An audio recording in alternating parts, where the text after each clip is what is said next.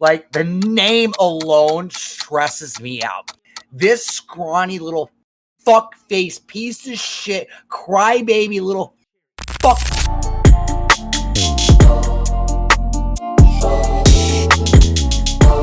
Let's talk about it. All right, guys, moving on. So we already spoke on my man Cody. And Jay and Randy and what we expect. Now we're gonna jump into one of Fox's favorite conversations. CM Punk, pros and cons. Actually, Norton, you don't mind if we let Fox go first? I think I let him go first last week on it. Go ahead. You don't. What happened, Fox? You don't want to talk about CM Punk? I don't want to, but I'm gonna. Fox, pros and cons on CM Punk. Am I really doing this?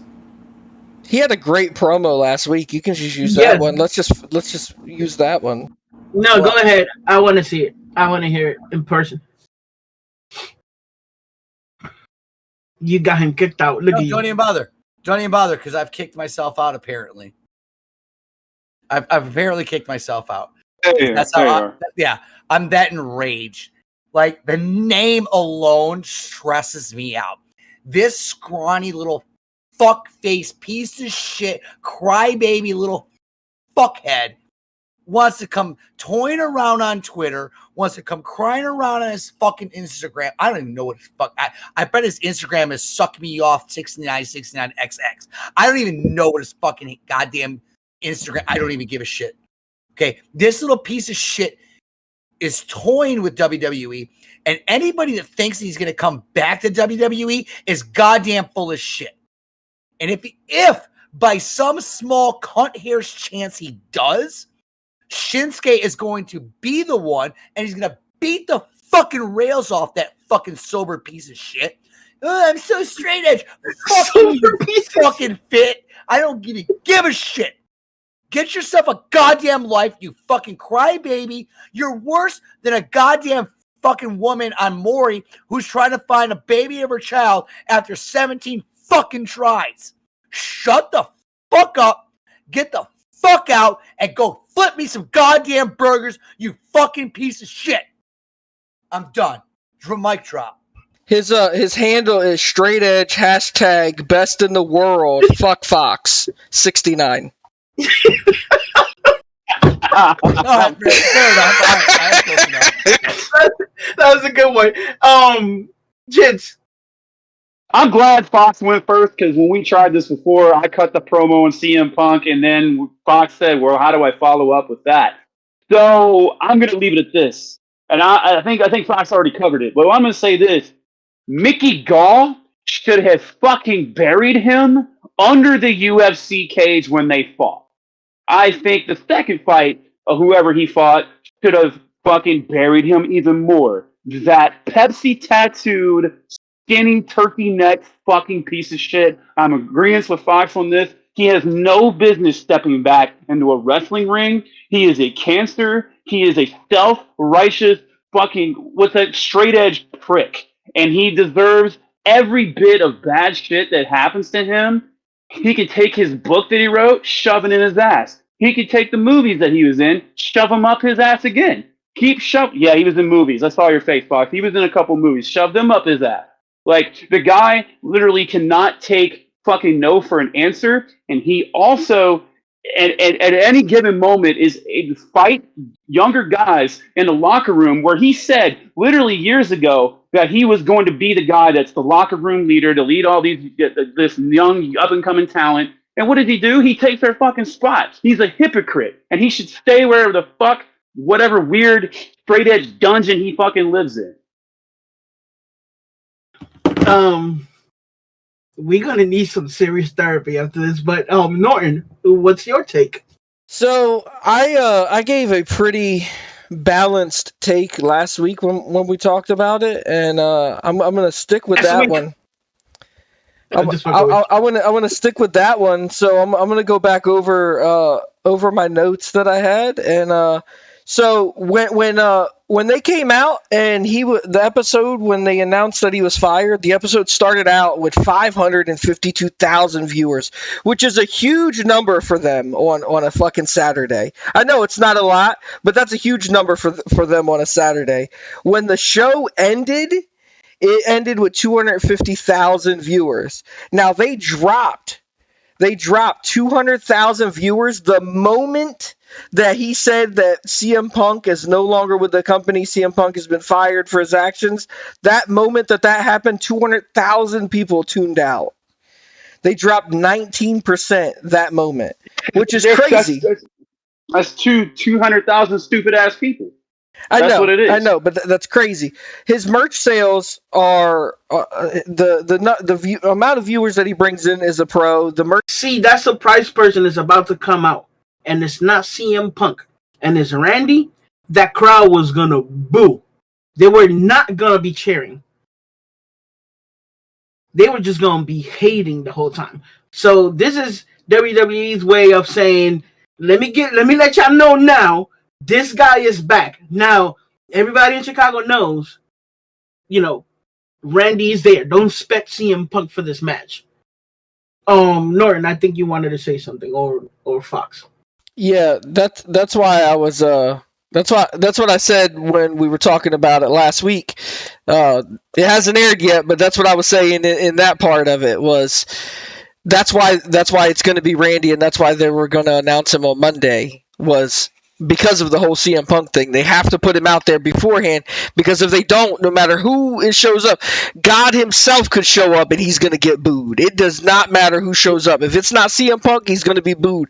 Just like what happened, I can't remember what Royal Rumble it was, but Daniel Bryan didn't come out and it was boo, like it was. I think it was John Cena and Batista were the last two in there. It was boos throughout the stadium because Daniel Bryan wasn't pushed. That was the height of the Yes movement. Yeah, and again, WWE just tried to get ahead of that, and I think it was the right move. Randy not showing up maybe was also the right move, but like I said, they could have put him on the screen or something. He didn't have to get in the ring. That's just how I see it. I do want to read Cal's in here in our chat tonight, and he says, honestly, the way Raw was set up, the matches and crowd beforehand kind of put everyone in a great mood. I enjoyed Raw as a whole, so the whole announcement just made it better for me. And this is where Could see that. And this is where I try to look at also, you guys are deep into it. The biggest thing I also try to take away is that I want to look at things as a fan. Yes, we do this. We deep down. We nitpick and dissect every little bit. Yes, it like you were saying. Could I have seen Randy Orton on the Titantron going, "Hey guys, it's me"? Absolutely, I think that would have been great. But now I feel like I'm a 17-year-old boy getting ready to walk for Saturday. Damn. I'm getting ready to. I feel you. Can I finish it at that point, or do I not need to? Finish it. Okay, I feel like I'm 17, 16. And the girl's hand is slowly inching closer to my zipper. And then... Oh, those were the days. Yeah, that's how I felt. I know it's going to happen. I know it. But that intensity and that feeling and waiting, it makes it feel that much better to me. Instead of just blowing my load right away. Jits. Right. So I understand where Cam's coming from on that note, and it made the whole episode from start to finish kind of like a feel-good show. We needed that feel-good go-home show, right, for Raw. We needed a good. We needed it for sure, because the past go-home shows for a while here have been kind of stinking up the place. But my point with Chicago is a very volatile crowd, just like Philly, and various places, like definitely Philly. But it's like like you said, Vigilante, that they've already taken that wind out of those sails. They let Chicago know, hey, it's not happening, nor should it. But where they failed on that is that they could have still waited and still. I don't think Chicago would have booed him at all. I don't think Chicago would have booed him. He is Randy fucking Orton. He is a 14-time champion. He's been in the business for 20 years, third generation superstar. There's been away for 10 months. There's no possible way any city, to include Philly, maybe, that would boo him. So they still could have waited. But either way, it's good that he's back. But I think they could have sat on this a little bit longer. Or if they was going to do the Jumbotron thing, he didn't have to say a word. All he had to do was this. Yep, just show his face, his godly face on the Tron. That's it. Just had him do that, and that's it. Now, we're gonna go ahead. Or they didn't even have to have him come out. They could have done a backstage segment with him where it wasn't even. It could have been pre-recorded. It could have just been him backstage, and he could have just RKO'd JD McDonough backstage. That would have been like savage. you know what I mean. It could have just been him backstage, like RKO out of nowhere as it was going off air. Like 5, 4, 3 RKO out of nowhere, lights fade to black. The asshole in me would enjoy it, but I think that pop that he's gonna get at Survivor Series when he first does the RKO is gonna be amazing. So I wouldn't even want him to do that shit Monday. It's not gonna matter when he RKO's Cody and then turns on him. We all know it's coming. It's Randy. Okay. No. All right.